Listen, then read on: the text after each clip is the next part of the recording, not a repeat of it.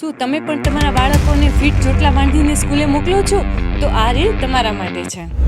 આપણે જોતા હોઈએ છીએ કે બાળકોને ફિટ ચોટલા બાંધીને સ્કૂલમાં જવાની આદત હોય છે. લેડીઝ લોકોને ફિટ અંબુડો બાંધવાની આદત હોય છે. ઘણી ગર્લ્સ લોકો એક્સટેન્શન યુઝ કરે છે, વેવિંગ યુઝ કરે છે. જેન્ટ્સની અંદર ફિટ હેરસ્ટાઇલ લેવાની આદત હોય છે. ઘણા લોકો હેરબેન્ડ બાંધતા હોય છે. શીખ લોકોની અંદર પાઘડી પહેરવા માટે ફિટ જુડો બાંધવામાં આવતો હોય છે. આ બધી જ કન્ડિશનની અંદર કન્ટિન્યુઅસ વાળ ખેંચાતા રહે છે અને એના લીધે થઈને વાળ પતલા થવાનું ચાલુ થઈ જાય છે. આ કન્ડિશનને કહેવાય છે ટ્રેક્શનલ એલોપેશિયા. જ્યાં વાળ ખરે છે ત્યાં રેડનેસ અને ટુકડા ટુકડા વાળ થઈ જતા હોય છે. પેચમાં વાળ ખરવાનું ચાલુ થાય છે. આ કન્ડિશનમાં કરવું શું જોઈએ? તો આપણે પહેલા તો ફર્સ્ટ થિંગ ફર્સ્ટમાં સૌથી પહેલા તો આપણે વાળ ઢીલા બાંધવાનું ચાલુ કરવું જોઈએ અથવા વાળને ખુલ્લા રાખી શકાય. સેકન્ડ, નવા વાળને ઉગાડવા માટે ત્યાં મિનોક્સિડિલ, PRP કે જે મેડિકેશન યુઝ થઈ શકતી હોય એ પ્રમાણે તેની મેડિકેશન કરવી જોઈએ. અને થર્ડ, જ્યાં આપણને વાળ નીકળી ગયા છે, પતલા થઈ ગયા છે, તો ત્યાં આપણે મિનોક્સિડિલ કે હેર બાયોટિનનો યુઝ કરી નવો હેર રીગ્રોથ કરાવી શકીએ છીએ. બની શકે એટલું parlour treatment like chemical treatment અને હીટથી દૂર રહેવું જોઈએ, કેમ કે તે વધારે હેર લોસ કરાવશે.